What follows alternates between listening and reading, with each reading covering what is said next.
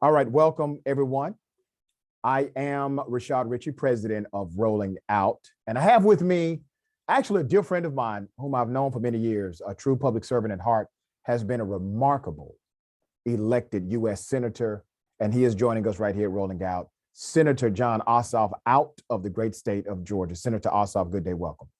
Dr. Richey, it's a pleasure to see you, my friend. Absolutely, man. Pleasure is ours as well. We're going to chop it up, brother, about HBCUs and environmental justice. And the reason why that's really important, one, I'm a graduate of an HBCU. I'm a professor at an HBCU, and I lecture at HBCUs. When you were running for U.S. Senate, you made a dogmatic commitment to HBCUs. And we talked about that commitment on my radio program. We've talked about it on record and off record. And then when you got elected, you did something quite surprising as it relates to a new elected official.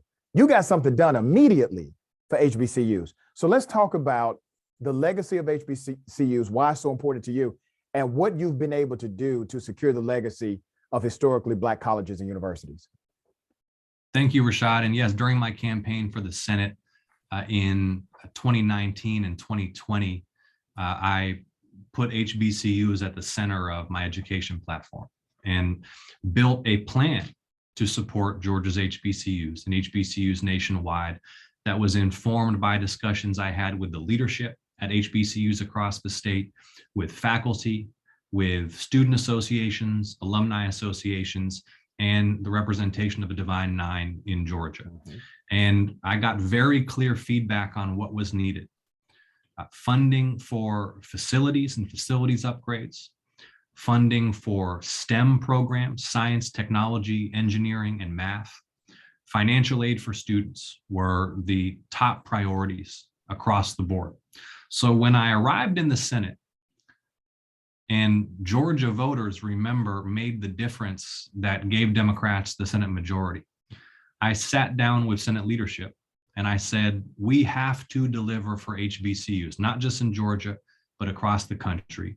They need and deserve investment for those purposes. And this needs to be grants, not loans. We do not want to further in-debt these institutions. We want to support and invest in them. And as a result, last year alone, for Georgia HBCUs alone, I've been able to help secure $250 million in additional investment, tens of millions of which went to student financial aid. I've also introduced legislation to expand STEM and cybersecurity programs at HBCUs, which passed the Homeland Security Committee unanimously and is on its way to the Senate floor. And I continue to put the well-being of Georgia's HBCUs at the center of all that I do. And I want to talk about Morris Brown and accreditation and financial aid, but that has been the core of what I've been working on for HBCUs in Georgia.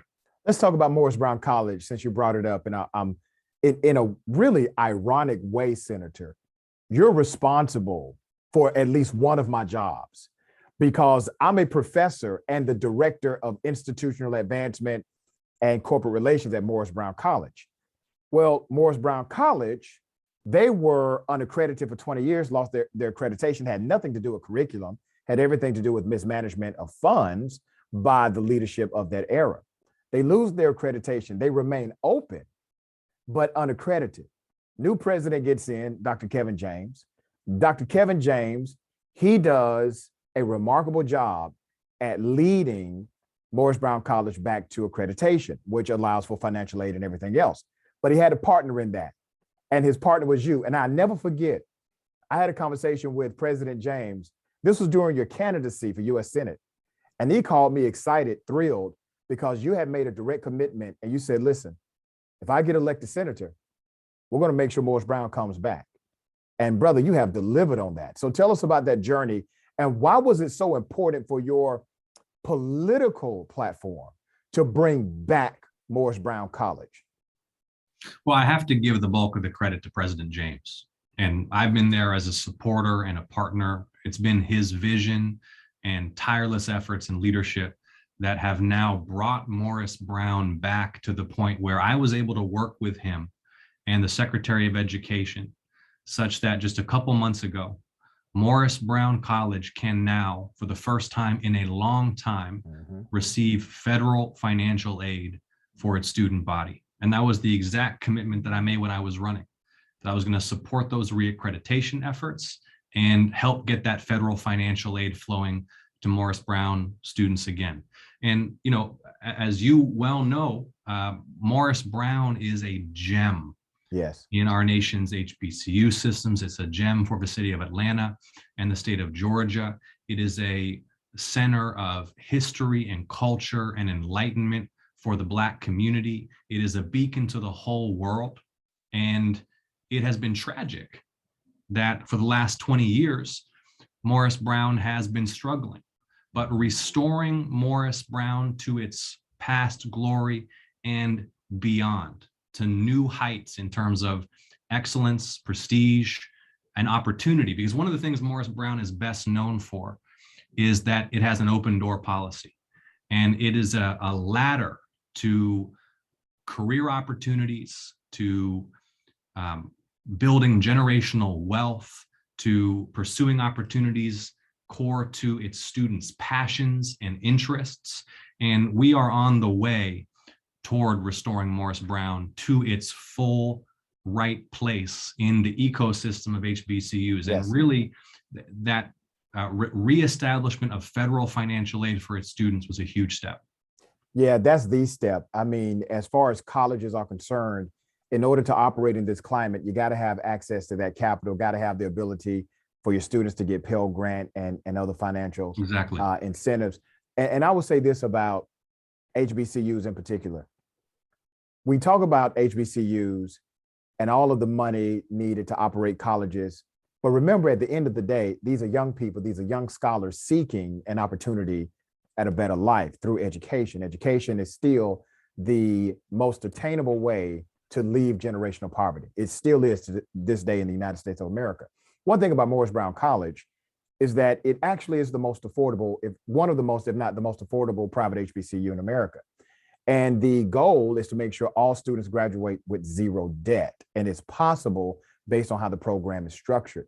And you are now a big part of those future students who will graduate in an upcoming class this year. Senator, let's talk about why Atlanta is so important to the fight for civil rights. And let me contextualize it. The original construct of Black History Month was actually Black History Week. And the original design was to celebrate historical figures in Black America and also current. It was meant as a way to celebrate the now while honoring the past. And I think as time has progressed, my brother, we have come to a place where we are so focused on the past that we don't highlight the right now. Atlanta is central to the progress, not only of Black America, but really America. I mean, you can't have a great America and have a bad Black America. All right, Black America is America too. Why do you think Atlanta, the metropolitan area of Atlanta, and Georgia by extension is so important to that movement in this country? Well, I think Georgia has this intensely complex and conflicted place in American history and history of the South as the heart of the old Confederacy and the cradle of the civil rights movement. And as you just rightly pointed out, the civil rights movement was one of the periods of most profound progress for the United States to move toward full realization of our highest ideals. The values embedded in the country's founding documents, which have never been fully lived up to, that all are created equal, endowed with certain inalienable rights. The scourge of chattel slavery, which made a mockery of those values. And then Jim Crow and segregation, and the racism that endures in the structures of our society today. The civil rights movement was a period of transformation, a period of enlightenment, and a period when the United States made such progress. And Atlanta was the beating heart, the soul of that movement. And that's still what Atlanta represents.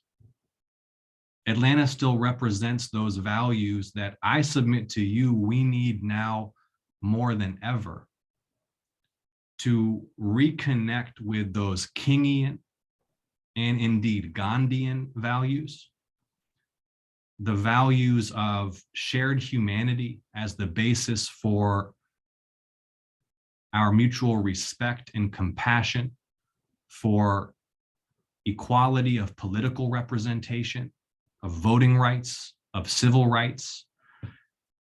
At a time of such division in our society, Atlanta and the people of our city and our state and the history represented by our city and our state provide a sort of roadmap for us out of the mess we're in right now and back toward that upward trajectory of making those highest ideals that should animate us as Americans real in our society.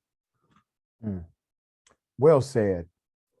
I'm going to talk about environmental justice, but before I get to that, I think it's important for everyone who sees this to realize that you were mentored by the greatest. You were mentored by John Lewis, our late congressman. And his impact in your life, on your life, is evident in the way you approach policy matters. But give us some insight, Senator, into that relationship, that mentorship between you and John Lewis. Well, I think we can bring this all to sort of an elegant conclusion before I have to go and vote in the following way. What unites this whole discussion? The role of Atlanta and Georgia and the South, the role of the civil rights movement in American history, the example set by Congressman Lewis, the values that he taught both of us and that he continues to represent despite his departure. You know, when I think about Congressman Lewis and the most powerful words I heard him speak so often, he always reminded us that we all live in one house. Those were his words. Yeah. We all live in one house. And that really speaks to two essential points. One is that we're a family, a human family. And we have to look out for each other and love each other in order to flourish. The other is, what is our house? Our house is this world, this planet, this one earth that we have that sustains us and provides for us, that we're contaminating, that we're at risk of destroying.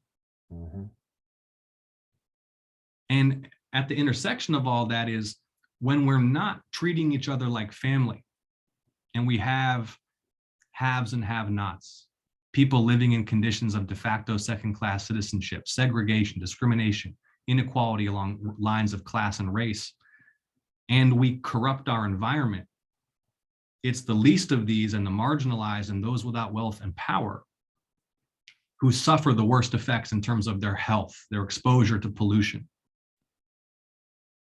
Look at who lives in the communities that are contaminated, where the soil and the air are the dirtiest, where the emissions cause cancer.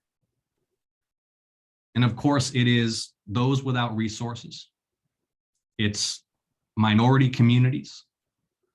And that's why there's this intersection between that environmental effort that we must undertake because we live in one house and have only one house, and those values of universal humanity, that we're one family living in this house that should sustain all of our efforts to build the beloved community, a place where our commitment to our shared humanity makes us realize that racism and violence and poverty are folly. It doesn't have to be this way. I think we are continuing to make progress. Atlanta is continuing to drive it forward. I gotta go vote, but I appreciate you as always, Rashad. And I wish everybody a Black History Month that reminds us of those great figures who blazed the trail and all of the work we have to do together. Much love, Rashad. Much love, Senator. You're one senator. I don't have to worry about how you're going to vote. We know how you're going to vote. We appreciate all you do, brother. Take care. All right. Take care.